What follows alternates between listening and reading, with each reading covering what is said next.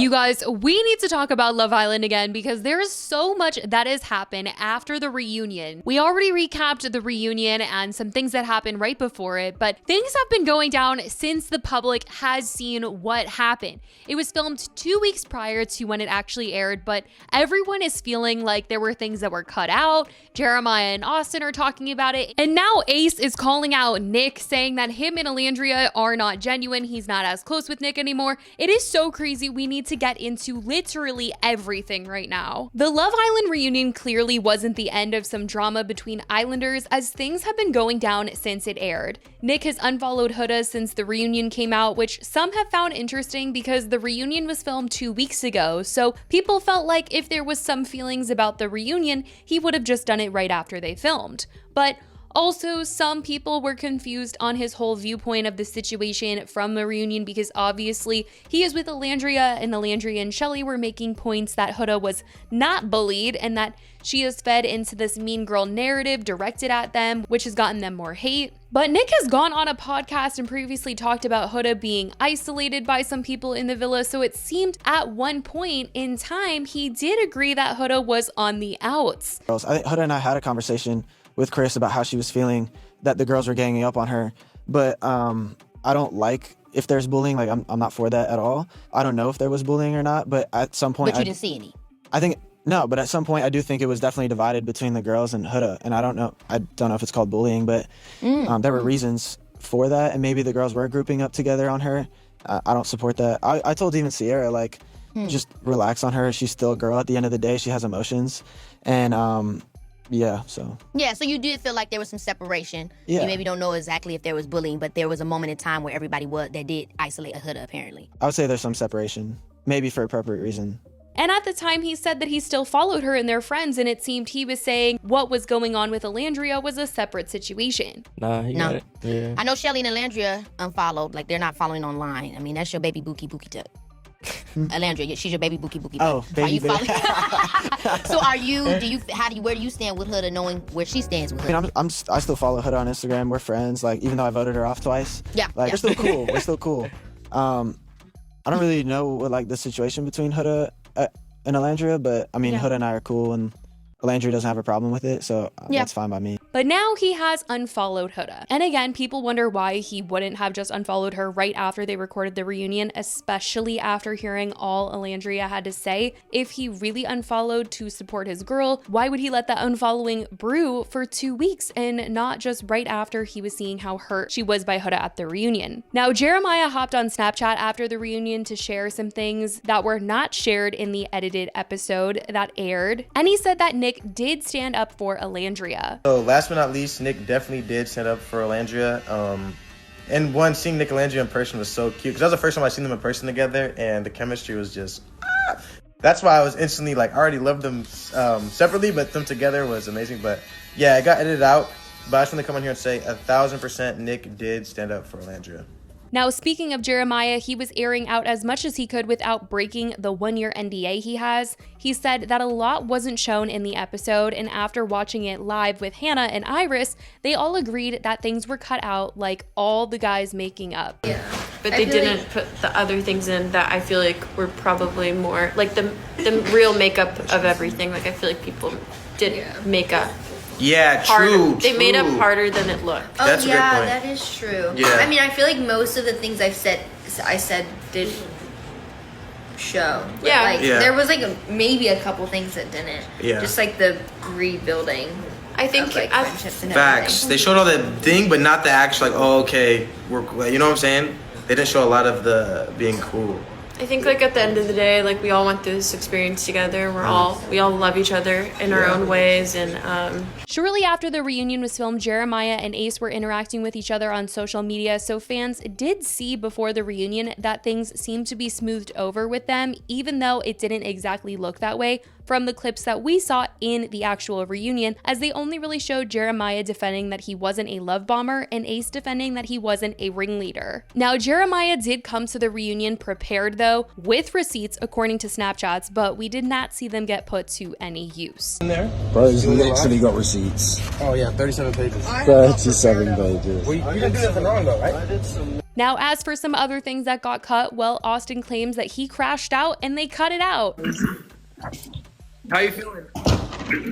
Good, bro. I can't believe they didn't show. What the fuck? Hey, yeah, I know, but just be careful. Wait, Yeah. I don't know what it is. Oh. No, I'm doing a tell-all. Eventually, do it when I'm not here. WPR. You don't know What are you guys doing? I think we're about to get food soon, and then we'll link up. I'm gonna come join y'all because they're gonna go get food. All right, we're getting. I think we're getting some food. He later got on his own Snapchat story to share that he couldn't believe it was cut.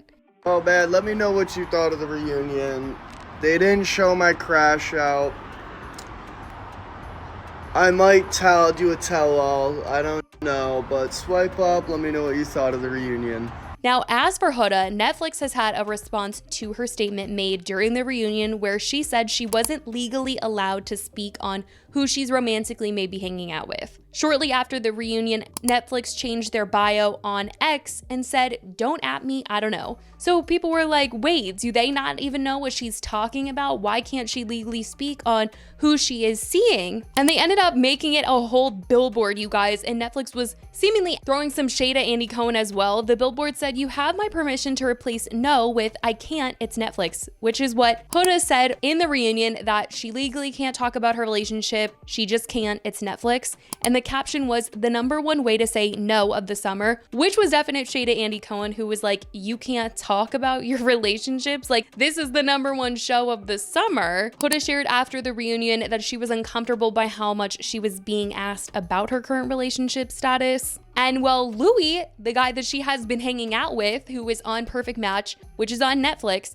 he ended up posting a TikTok to defend Huda and seemingly call out Andy Cohen. Well, you tell Netflix that we're the #1 streaming show and Shut up. Just shut up.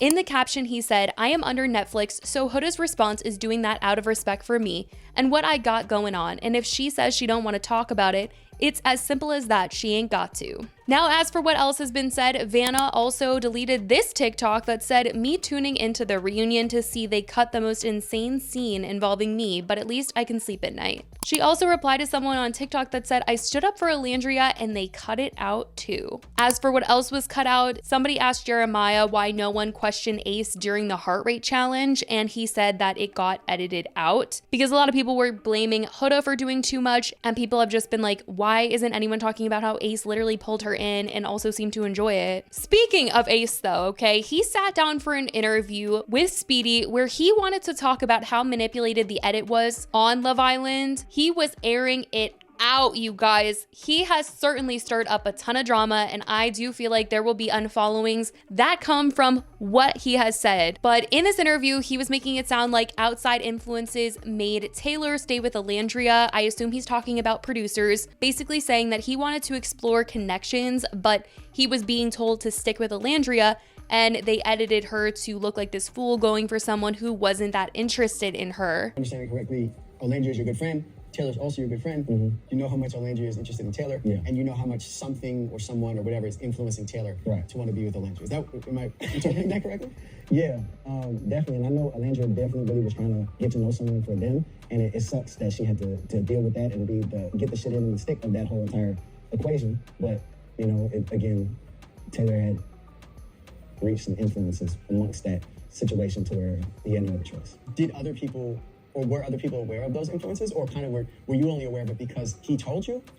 Like, did Olandria know about those influences? Olandria did know about those influences, and it sucks because I couldn't tell Olandria about those influences. He later says that when it came down to the vote to keep Huda versus Jalen, that was not his decision to keep Huda. Once again, referencing these outside sources. First things first, a lot of people were under the impression that it was me standing behind Huda because Shelly was cool with Huda, and that's why I went to go. It was not that. I can guarantee you it wasn't that.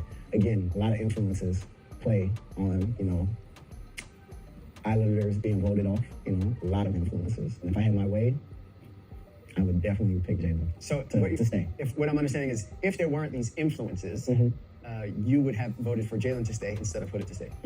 So it sounds like producers made him keep her. He later ended up getting asked about Nick and Olandria and said that in the villa, They said that they found each other attractive, but liking each other romantically, the spark wasn't there. But coming out and seeing how many people were riding for them was crazy. My experience with that was, they thought each other were attractive, but it was never going to be more than just friends right then and there.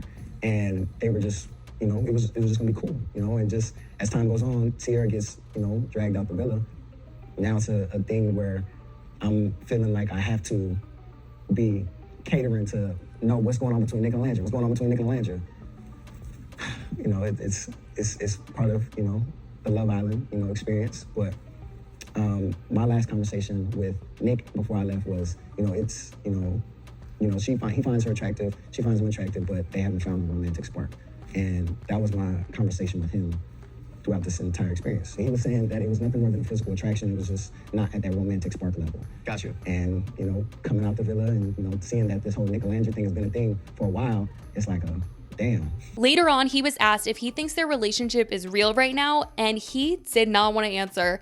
And he ultimately said that he felt like the last time he talked to Nick, it was the same thing of like, they're attracted to each other, but there isn't a romantic spark. Do you feel like Olandria and Nick's relationship is real?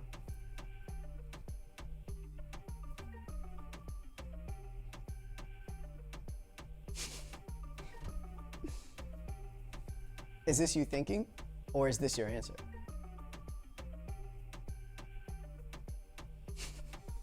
I'm gonna assume that that's your answer. Mm-hmm. Is that tough for you because Olandria is someone that you consider to be a close friend? Yeah, it really is tough for me because, again, she just came out here for Shelly's birthday and we all spent a time together at the club and we all kicking and shit like that. So I have a lot of respect for Olandria. But again, from the last conversation that I've had with, Nick, it was a matter of it's not a romantic spark.